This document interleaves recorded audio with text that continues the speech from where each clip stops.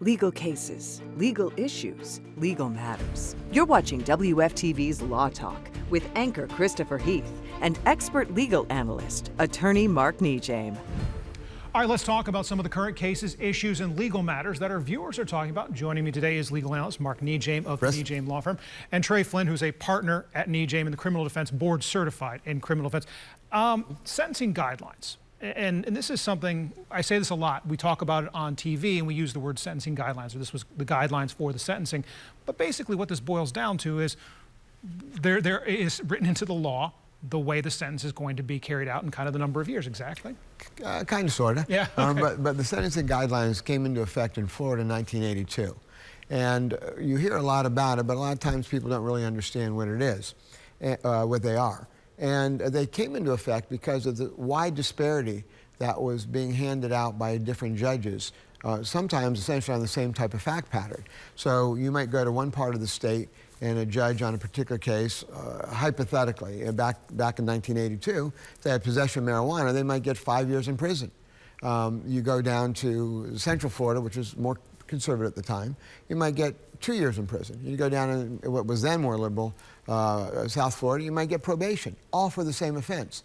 And there was such a wide disparity in sentences that there needed to be some sort of tool, is what legislatures and Congress on the federal system said, so that there would be some more parity, more equality, that there would be some fairness, that somebody wouldn't get 10 or 20 years and somebody else get probation. So hence the sentencing guidelines have been put into effect. And Trey, this really matters for defendants because they're going to be kind of walking in the door knowing what's staring at them.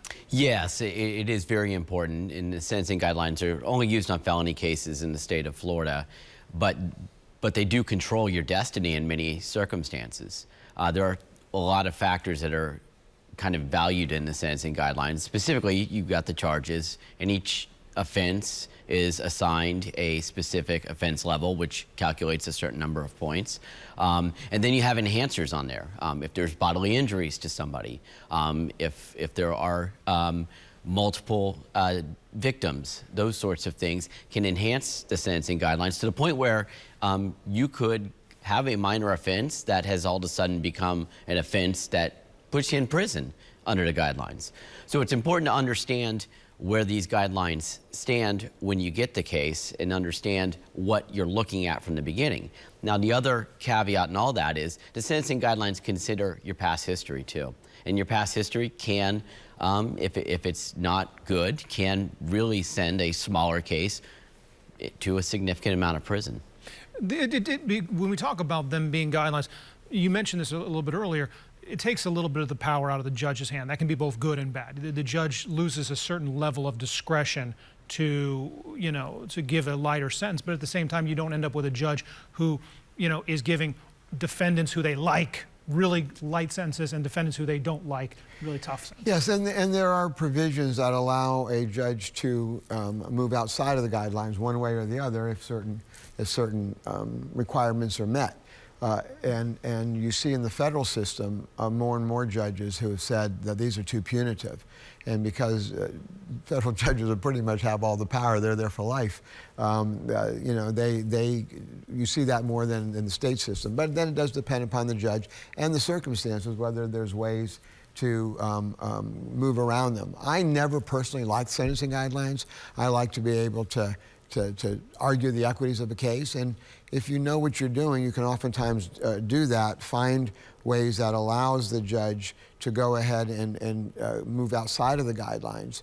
But it can cut the other way, and because these are all criminal cases we're talking about, and a prosecutor can also sometimes ask the court to exceed the guidelines. Now, that's dangerous for them because it is subject to appeal.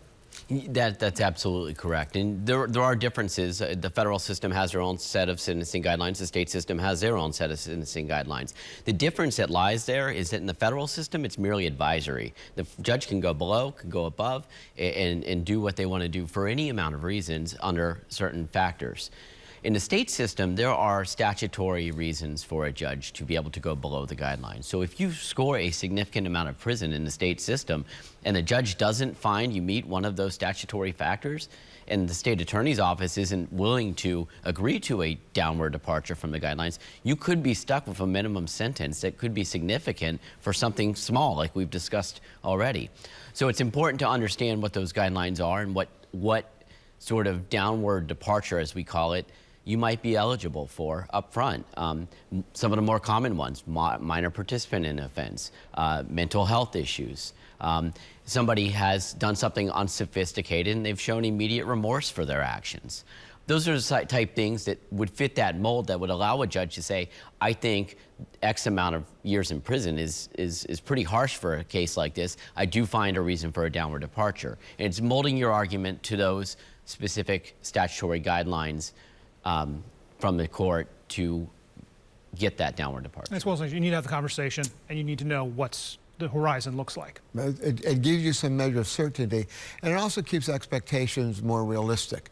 If you're laying it out to a client and saying this is what the guidelines allow, and these are the efforts that we're going to make to go beyond, to bring them down, to find mitigation or a good legal argument, because, but it also gives them some measure of certainty, because, if they're going in there not knowing if they're going to get 10 years of probation, at least this allows them to start doing some planning and allows us to know the areas we've got to approach it from, because it does allow, it's intended to allow some fairness, and like everything, sometimes it's going to be fair and sometimes it's going to be very unfair.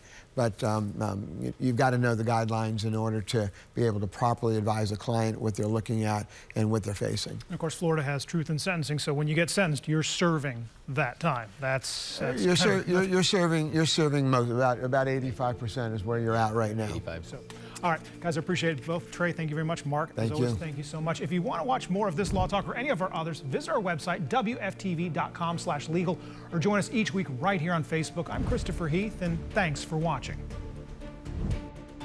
WFTV's Law Talk was brought courtesy of the Personal Injury and Accident Division of NeJame Law.